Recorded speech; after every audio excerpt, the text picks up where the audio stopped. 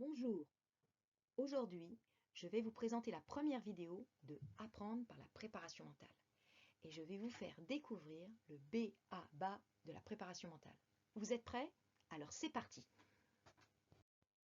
Alors, pourquoi cette photo? Bien parce que j'ai appris le surf et j'ai découvert l'océan en même temps d'ailleurs quand j'avais 46 ans. Je suis tombée amoureuse et de l'océan et du surf. Et ce que j'aime beaucoup dans le surf, c'est que je trouve que c'est une très belle allégorie de la vie.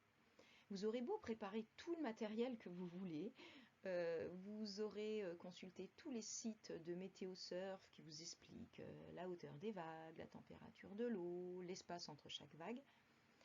Il n'y a que lorsque vous serez devant le spot de surf que vous découvrirez à quoi ressemble l'océan. Et il peut y avoir de très grosses surprises, bonnes ou mauvaises d'ailleurs.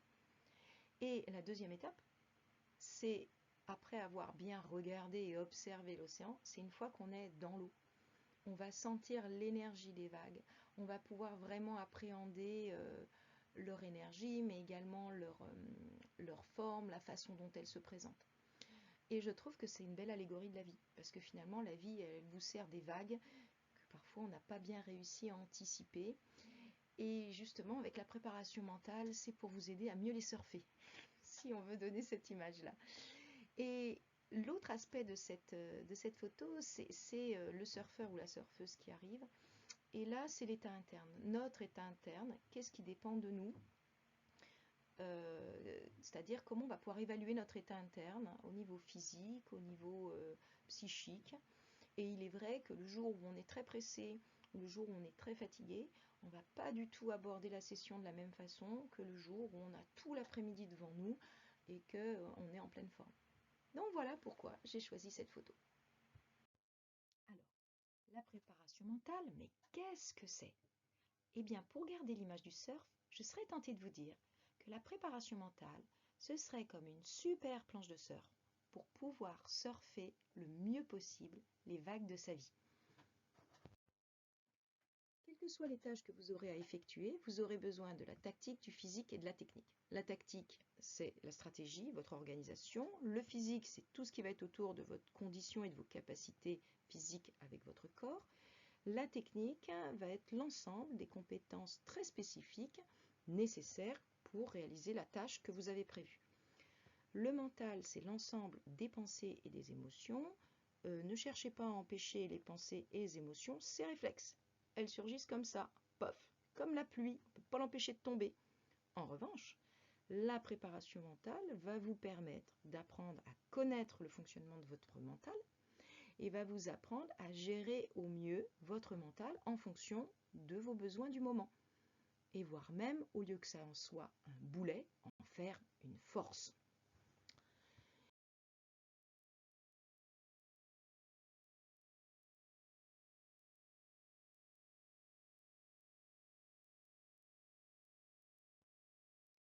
Les sportifs de haut niveau ont donc intégré la préparation mentale depuis longtemps, mais vous n'êtes peut-être pas au courant que dans l'armée, notre armée française, eh bien, l'enseignement de la préparation mentale est obligatoire. Que ce soit dans les bureaux ou pour les unités opérationnelles, elle est obligatoire. Dans la police nationale, elle a d'abord été testée par le RAID et maintenant c'est la même chose. La formation est obligatoire depuis le personnel dans les bureaux jusqu'aux unités sur le terrain. Les écoles de management ont largement intégré la préparation mentale dans leurs enseignements. En médecine, dans l'éducation thérapeutique du patient, les ETP et les préparateurs mentaux ont une place également. Donc, c'est un champ disciplinaire qui s'appuie sur des données scientifiques et même si les racines peuvent parfois plonger très loin dans l'histoire de l'humanité comme la méditation qui a plusieurs milliers d'années, aujourd'hui, les neurosciences, il y a une partie des neurosciences qui travaille, qui étudie tout cet aspect psycho-affectif, l'incidence des émotions sur l'organisme, le fonctionnement du cerveau, etc. Eh bien, les études sont nombreuses, les publications scientifiques sont nombreuses et permettent de donner à la préparation mentale un cadre, à la fois un cadre éthique et un cadre dans la pratique. On va pouvoir expliquer précisément à l'apprenant, aux stagiaires, ce qu'on a choisi comme outil, pourquoi est-ce qu'on lui propose, et lui va se l'approprier et voir comment il va pouvoir l'utiliser. Il sait d'où il vient cet outil, il sait pourquoi il est utilisé. Donc, un préparateur mental, c'est pas une personne qui s'auto-proclame coach. Un préparateur mental, c'est une personne qui est formée et qui va continuer de se former tout au long de sa pratique professionnelle. Un petit peu de vocabulaire optimisé, c'est utiliser de la façon la plus efficace possible quelque chose, et son potentiel, eh bien là on l'a vu, le potentiel c'est tout ce qu'on a travaillé, que ce soit au niveau tactique, physique ou technique. Alors vous voyez le petit logo en bas à gauche, c'est écrit TOP, ce sont les techniques d'optimisation du potentiel. Alors j'ai plusieurs formations, mais le diplôme universitaire que j'ai passé à Paris-Saclay était orientée sur les tops. Et c'est sa créatrice, Madame Édith Perropierre, qui nous a fait une grande partie des cours. C'était absolument passionnant. Elle était médecin dans l'armée et c'est elle qui a mis au point ces techniques d'optimisation du potentiel qui aujourd'hui sont enseignées dans l'armée. Alors aujourd'hui dans l'armée, il y a un cahier des charges très précis qui s'appelle l'ORFA avec une charte d'éthique et qui intègre donc ces fameux tops. N'oublions pas, je le répète encore, dans la préparation mentale, il n'y a pas à avoir de manipulation ni de magie, car l'objectif est que la personne puisse gérer ses outils en autonomie. L'objectif, c'est que la personne puisse se passer le plus vite possible de son préparateur ou de sa préparatrice mentale. En autonomie, un des mots-clés de la préparation mentale, devenir autonome, responsable, acteur. Et ça, quel que soit votre état de forme, quel que soit le lieu, et oui, même dans le métro, on peut faire des exercices de préparation mentale, quel que soit le temps disponible. Par exemple, vous avez 30 secondes avant un examen, une conférence importante, quel que soit son état d'esprit par rapport à ces techniques. On peut être très dubitatif, on peut avoir peur d'être manipulé. Eh bien, il y a un ensemble d'outils qui vont être très pragmatiques et qui sont expliqués d'une façon très scientifique. Et c'est vous qui choisissez de les adopter ou de ne pas les adopter. Vous êtes complètement libre et maître de ce que vous choisissez de mettre en place. Ça, c'est de la préparation mentale. Si ce n'est pas le cas, ce n'est pas de la préparation mentale. Là, effectivement, vous pouvez vous méfier.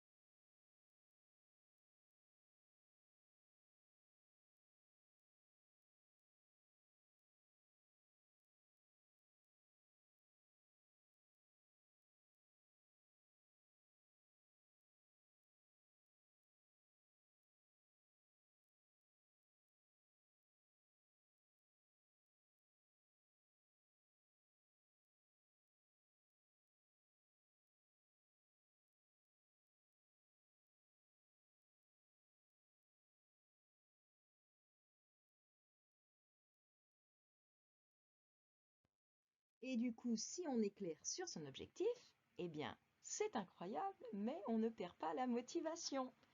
Parce que c'est quelque chose qui compte vraiment pour vous. Il faut vraiment aller chercher au fond de ses tripes ce qui nous fait avancer. Même si vous avez des coups de mou, ces coups de mou ne vous empêcheront pas, tôt ou tard, de retourner sur votre objectif parce qu'il a été construit avec ce qui vous fait vibrer. On va également énormément travailler sur les émotions, c'est-à-dire on va apprendre à connaître un peu comment on fonctionne, comment elles se manifestent dans notre corps, comment on va pouvoir les repérer et on va faire plein de vocabulaire.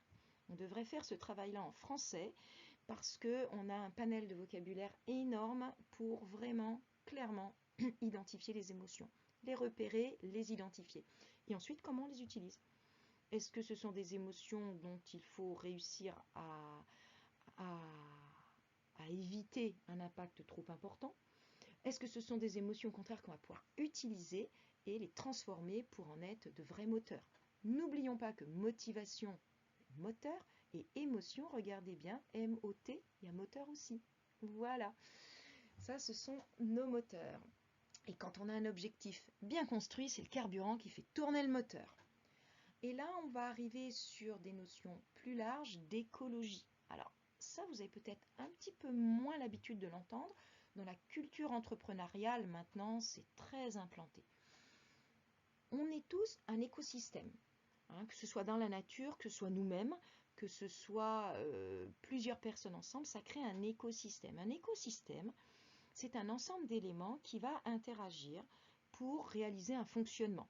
Il y a quelque chose qui va fonctionner avec un ensemble d'éléments qui vont interagir les uns aux autres. Si cet écosystème est équilibré, il va pouvoir s'épanouir et durer dans le temps. C'est ce qu'on appelle de l'écologie. L'écologie, c'est avoir des écosystèmes qui vont être équilibrés pour pouvoir durer dans le temps. Donc, si vous êtes clair sur ce qui vous fait vibrer au fond de vous, du coup vous avez une bonne motivation, que vous savez identifier et gérer vos émotions, il est bien évident que vous allez avoir une écologie relationnelle bien meilleure, puisque vous savez ce dont vous avez besoin et vous allez pouvoir le communiquer. Vous allez par exemple apprendre à poser de saines limites, oser poser de saines limites. Et plus largement, avoir une écologie de vie qui va être durable dans le temps, qui va être équilibrée et qui va éviter notamment d'arriver sur les fameux burn-out. C'est pour ça que la préparation mentale dans les RPS, les risques psychosociaux, hein, c'est dans les compétences de qualité de vie au travail dans le monde de l'entrepreneuriat, la préparation mentale a une place qui est fondamentale.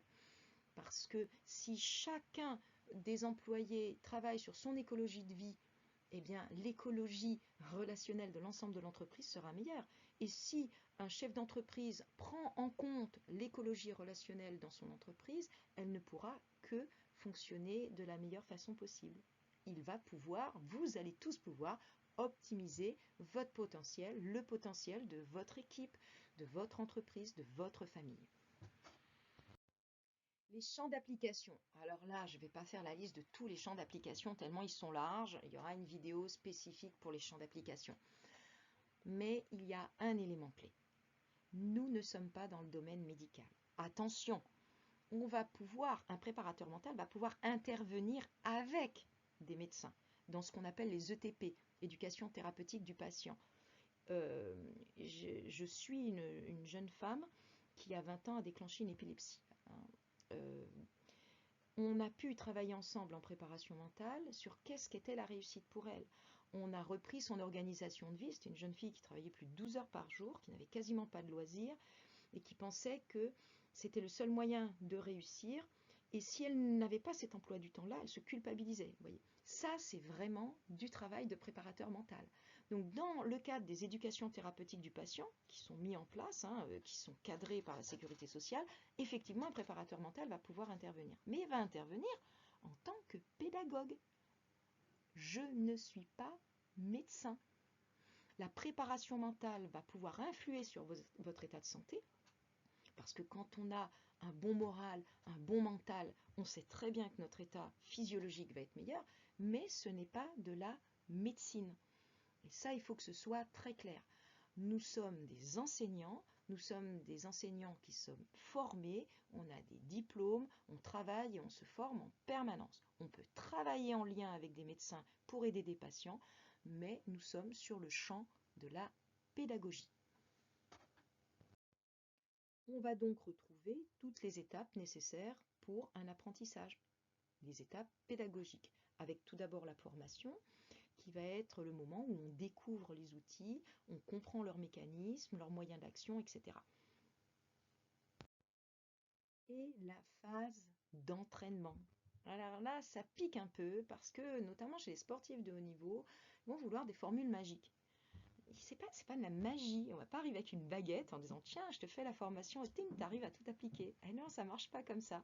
C'est comme pour la musique, c'est comme quand on va à l'école, c'est comme quand on doit apprendre un métier comme être menuisier, c'est comme quand on construit son couple. C'est du travail, du travail, du travail, du travail. Il va falloir s'entraîner et s'entraîner jusqu'à temps qu'on arrive à appliquer. L'application va être d'abord assez scolaire, puis on va avoir une application dans des situations, je vais appeler ça des situations de crise, mais pour montrer des moments où le mental est très sollicité. Donc dans des situations où le mental va être assez peu sollicité, on va s'entraîner sur des petites situations de vie assez faciles à gérer, puis on va pouvoir monter le curseur jusqu'à réussir à utiliser ces outils dans des situations de crise qui sont importantes, où le mental est particulièrement impacté. Là, déjà, là, on est encore en conscience. On a encore conscience de ce qu'on fait. Hein, là, je fais un petit clin d'œil vers la programmation neurolinguistique, qui est une pratique dont s'inspire évidemment la préparation mentale. Dans la programmation neurolinguistique, la PNL, on observe les schémas de fonctionnement de réussite. On va lister tout ce qui permet de réussir pour permettre de créer des schémas types qui devraient permettre de réussir. On regarde comment les gens réussissent, on analyse et on va faire des modèles. Et du coup, quand on a des personnes qui vont venir, on va dire, quand même, en général, pour réussir, il y a plutôt ce schéma-là. Et puis après, on adapte en fonction de chaque personne. Sauf que ces schémas, il faut bien se rendre compte qu'on a déjà des schémas de fonctionnement qui sont totalement inconscients. Donc, au départ, on a un schéma, on est inconscient, on voit juste qu'on n'a pas les résultats qu'on veut. On travaille, on va se former, on va apprendre de nouveaux schémas. On va désapprendre, on va réapprendre de nouveaux schémas. On va être conscient qu'on est en train d'apprendre, qu'on n'est pas très compétent. Petit à petit, on applique de plus en plus, on est conscient qu'on devient de plus en plus compétent. Et le but du jeu, c'est que ça devienne réflexe. C'est-à-dire que ce schéma devienne de plus en plus réflexe. C'est-à-dire, je suis en situation de crise. Je vais donner un exemple très simple. Je sens une colère énorme monter. 1, je suis immédiatement capable de me rendre compte que je suis en train de monter dans les tours. Et 2, je sais immédiatement quel outil je vais mettre en place. Voilà. Donc l'application, c'est du travail et du temps et de la persévérance. Mais le jeu vaut la chandelle.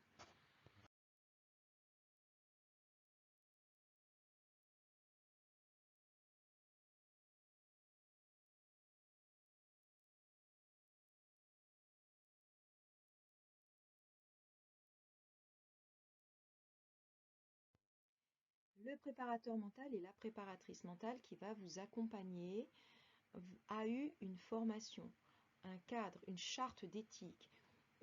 On a aussi toute une approche sécuritaire.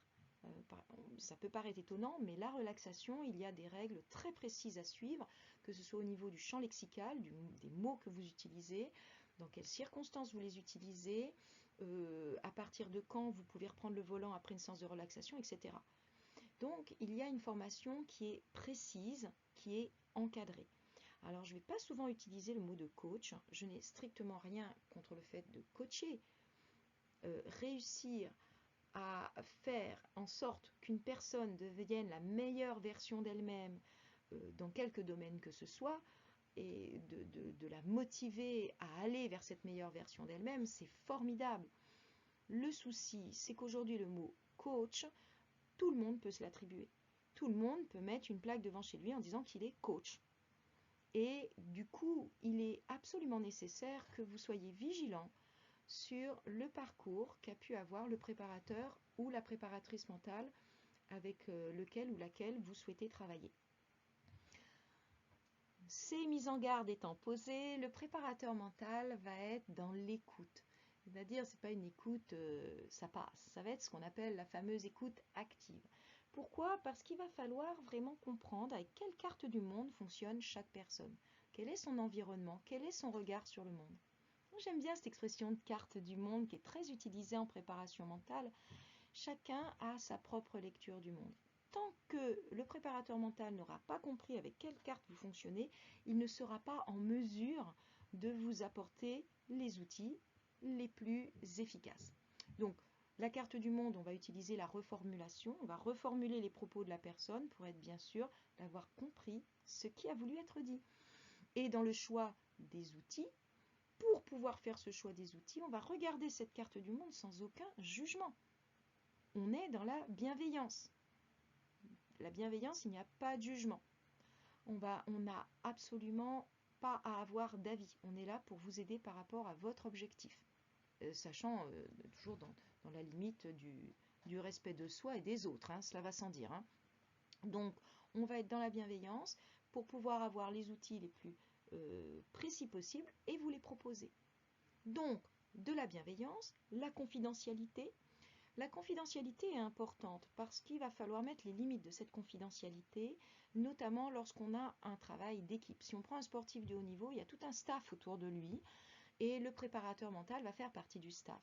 Donc il y a des éléments qui vont rester très confidentiels, on se sera mis d'accord avec le sportif, non, ça ne sort pas de notre tête-à-tête. Et il y a d'autres éléments, en revanche, qui vont être apportés au staff avec l'accord du sportif, de façon à faire avancer sa préparation générale. Et là, j'arrive à l'idée du contrat. Hein. On est dans une co-construction pédagogique. Donc on va être sur une co-construction pédagogique dans tous les domaines. Le savoir-être, la posture, le savoir-faire, la méthodologie et le savoir savant sur les connaissances. Donc il y a un contrat qui doit être établi clairement. Les séances, on va faire par exemple tant de séances avec cet objectif-là. Oui, je m'engage à faire tel travail à la maison. Je propose des outils. Ces outils, voilà, chaque personne va se les approprier, les modifier. Vous en avez déjà plein des outils de préparation mentale pour gérer vos émotions. Et encore heureux, sinon ce serait invivable. On va partir de ces outils, on va les modifier, on va les améliorer. Et surtout, vous allez les modifier, vous allez les améliorer. Voilà la posture du préparateur mental. Il est un observateur bienveillant qui est là pour vous apporter des outils pour optimiser votre potentiel.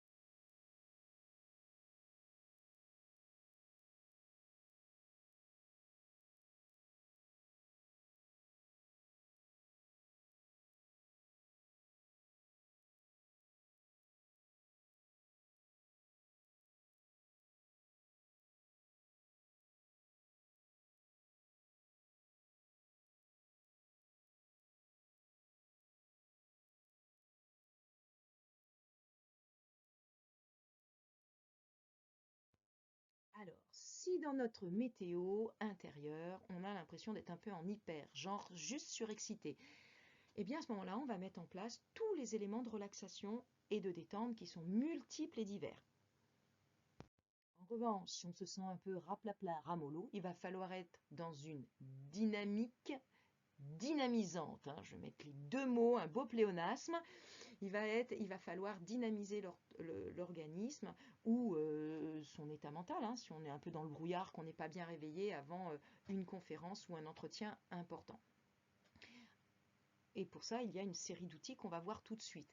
Alors, la difficulté, là, il y a une petite subtilité, c'est que, par exemple, on va pouvoir être dans un état d'hypo en termes de vigilance. Je suis fatiguée, le petit qui a pleuré toute la nuit, ou je sors d'une période de travail assez lourde. Et dans le même temps, alors qu'on est en hypo au niveau physique, on va pouvoir être en hyper au niveau émotionnel, émotif, justement parce qu'on a tellement été à fond qu'on n'arrive pas à faire redescendre la pression, on est surexcité, on est un peu high, hein, comme on peut dire en anglais, et il va falloir diminuer le niveau parce qu'on perd sa pleine lucidité, et en plus on est en train de brûler énormément, énormément d'énergie. Donc, là, c'est une météo un peu plus subtile où on va à la fois devoir se redynamiser, par exemple physiquement, et en revanche, se relaxer en termes émotionnels. En préparation mentale, 3 grands axes d'outils. Les respirations, les relaxantes qui vont plutôt mettre en avant l'expiration, les dynamisantes qui mettront plutôt en avant l'inspiration et tout ce qu'on peut faire autour de l'inspiration, mais également des techniques telles que la cohérence cardiaque. Les relaxations, elles vont être ou musculaires ou sensorielles. Pour les relaxations musculaires directes, vous connaissez, hein, j'imagine, on porte son attention sur une partie du corps et on cherche à la détendre. Pour les relaxations musculaires indirectes, ça s'appelle comme ça parce qu'en fait, on va d'abord contracter la partie du corps ou l'intégralité du corps extrêmement fort, puis on va tout relâcher, comme lorsqu'on serre très fort le poing et qu'on le relâche ensuite. Ça génère une relaxation musculaire. Les relaxations sensorielles vont utiliser le VACOG, c'est-à-dire les 5 sens, la vue, l'audition, le K pour kinétique ou kinesthésique, c'est-à-dire tout ce que va sentir notre peau et l'orientation dans l'espace de notre corps, le O de olfactif, le G de gustatif, VACOG. On va chercher à se connecter à chacun de nos sens et ça va générer un état de détente. Alors par exemple, j'avais un collègue, en rentrant du travail, il avait un job super stressant, il se déchaussait, il allait marcher dans l'herbe et il cherchait à sentir l'herbe, il sentait l'odeur du jardin, etc. Et une fois qu'il avait fait ça, qu'il était redescendu à un état interne qui lui semblait plus constructif, alors il allait dire bonjour à ses filles et à sa femme. L'imagerie mentale, alors là c'est très très large. La visualisation mentale utilise également les 5 sens, la vue, l'audition, le kinétique, l'olfactif et le gustatif. Et il y a énormément de variantes, hein, mais je vais vous donner un exemple. Par exemple, si vous voulez vous détendre, vous allez vous replonger dans un souvenir qui était très relaxant, très détendant. Vous allez recréer l'ensemble du décor avec chacun des 5 sens. Et du coup, vous allez tellement vous replonger dans ce souvenir que la détente va à son tour suivre. Et en fait, plus on va l'entraîner, plus la visualisation va devenir riche et plus la détente va devenir importante et rapide. Après, il suffira simplement d'évoquer cette image pour immédiatement être replongé, vraiment, vraiment comme si vous étiez complètement replongé dans la situation initiale. C'est utilisé pour améliorer la récupération de blessures, c'est utilisé pour les entraînements répétitifs quand on veut économiser ses muscles ou qu'on est justement en fin de blessure avant de reprendre.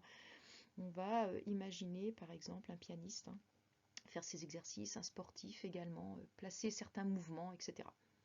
Le dialogue interne, c'est tout ce qu'on se répète et faites bien attention. J'adore la phrase, on finit par devenir ce qu'on se dit. Et c'est pas faux. Le cerveau, si vous lui dites que vous êtes nul et que tout est fini, il finira de réfléchir. Il ne réfléchira plus. Vous venez de lui dire que tout est fini. Si vous lui dites c'est difficile, c'est compliqué, mais il faut que je trouve des solutions et je sais que je vais y arriver, je vais me faire aider, je vais chercher, je vais trouver des solutions. Vous êtes dans une dynamique de recherche de solutions et là le cerveau se met en route pour vous amener des solutions. Voilà. Dialogue interne, vaste sujet, et donc surveillez bien tout ce que vous vous dites et tout ce que vous dites dans votre tête et à voix haute. Voilà les 3 grands domaines à partir desquels on va construire les outils en préparation mentale et on va évidemment les coupler. On va faire des espèces de mélange d'outils avec de la respiration, de l'imagerie mentale. Et c'est surtout vous qui allez faire ces associations et qui allez vous approprier ces outils et les utiliser comme vous le souhaitez.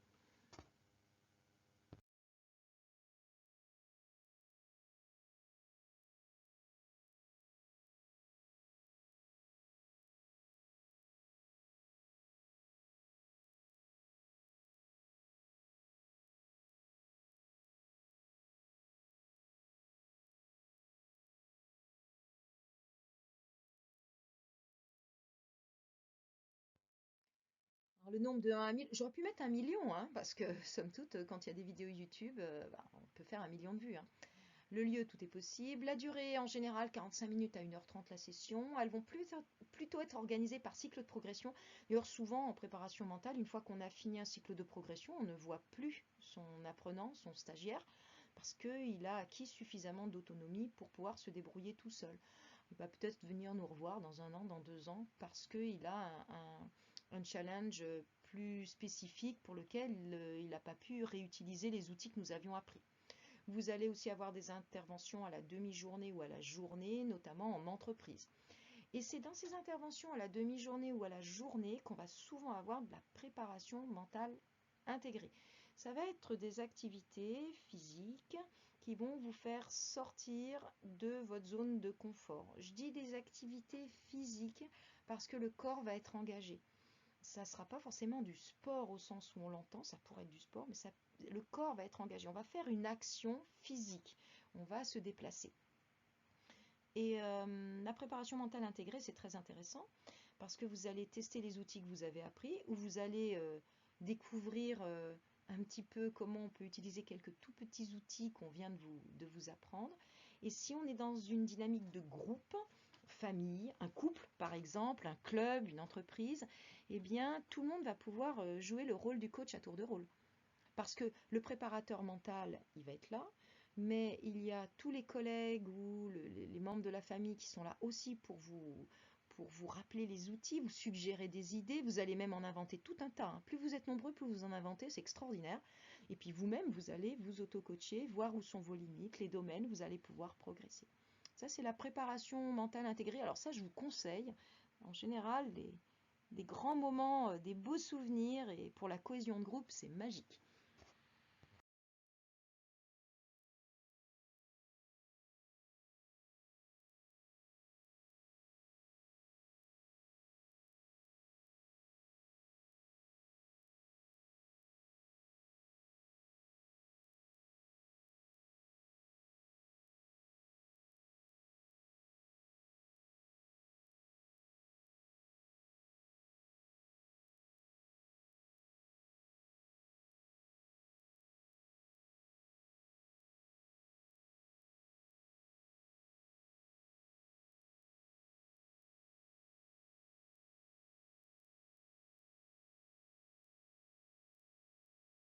Eh bien, j'espère que cette vidéo va vous avoir donné envie d'en savoir plus sur la préparation mentale et va vous avoir suffisamment titillé la curiosité pour avoir envie de tester quelques outils.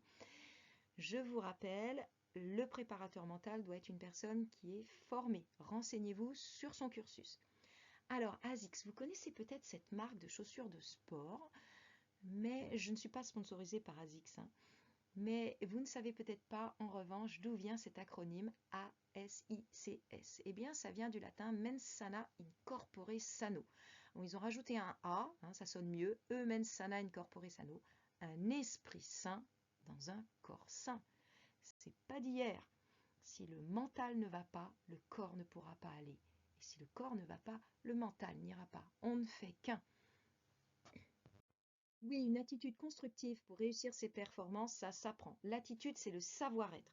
Pour moi, c'est la base de tous les apprentissages. Si on n'a pas la bonne posture pour pouvoir apprendre, on n'apprendra rien. Le savoir-être, puis les savoir-faire, la méthodologie, puis les savoirs savants, les connaissances. C'est fondamental pour moi. J'ai été professeur des écoles pendant 20 ans, à la ville, à la campagne, avec des classes de 1, 2, 3 niveaux. J'ai fait aussi de l'enseignement spécialisé avec des ados, aussi bien en REA qu'en SECPA. Maintenant, je suis professeur en lycée depuis maintenant 8 ans en lycée général et technologique. Et justement, j'ai un projet, le projet que je suis en train de faire, travailler, et il y a des inspecteurs au rectorat qui me soutiennent pour faire intégrer la préparation mentale dans l'éducation nationale avec un cadre éthique, avec des outils testés, validés et adaptables, comme par exemple l'ORFA au sein de l'armée. Voilà, c'est mon projet, parce que le savoir-être, pour moi, c'est la clé pour pouvoir apprendre et construire le reste des apprentissages. Et le savoir-être, une fois qu'on l'a appris, on ne l'a jamais oublié. Voilà. Donc une attitude constructive, constructive pour pouvoir aller vers la meilleure version de nous-mêmes. pas quelque chose qui va nous détruire ou qui est nocif. Et réussir ses performances, et attention, on aura l'occasion de revenir dessus, une performance, c'est réussir à sortir de sa zone d'habitude. Hein, c'est faire un pas en dehors de sa zone d'habitude, sa zone de confort, sa zone de confiance pour l'agrandir. Eh bien, une attitude constructive pour réussir ses performances. Je ne sais pas quelle performance vous avez vous en tête, que ce soit de réussir votre couple, réussir votre examen à la fin de l'année, réussir votre conférence, réussir à gérer votre pathologie. Mais ça s'apprend. Puisque je vous le dis, je l'ai testé et je le teste encore tous les jours. La préparation mentale, c'est une façon d'être, ça devient une philosophie de vie. Et j'espère vous avoir donné envie de découvrir la préparation mentale avec cette vidéo. Merci et à très bientôt. Au revoir.